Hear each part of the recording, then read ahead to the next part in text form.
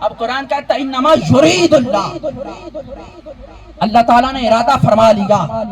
تیرے میرے عام بشر کے ارادے میں کجی ہو سکتی ہے، عیب ہو سکتا ہے، تم اور میں ارادہ کریں تو بدلا جا سکتا ہے، پر اللہ نے یہ نہیں کہا انما اراد اللہ کہ اللہ کا ارادہ تھا.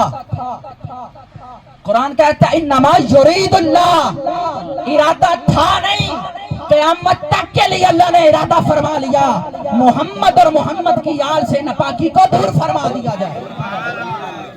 تو اگر کوئی بندہ آپ کے پاس آئے نا اور کہے کہ فلاں بندہ ذکر علی نہیں کرتا تو پریشان نہیں ہونا، غمزدہ نہیں ہونا.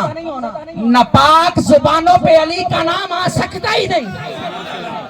اور اگر کوئی آپ کو کہے نا کہ فلاں بندہ سیدہ فاطمہ الزہرا سلام اللہ علیہا کا حیا نہیں کرتا، نقص نکالتا ہے، تو پریشان نہیں ہونا. ناپاک زبانوں پہ ان مقدس ناموں کا ذکر آ ہی نہیں سکتا، کیونکہ ناپاکی کسی بشر نے نہیں، اللہ نے اس مقدس کرانے سے ناپاکی کو دور فرما لیا.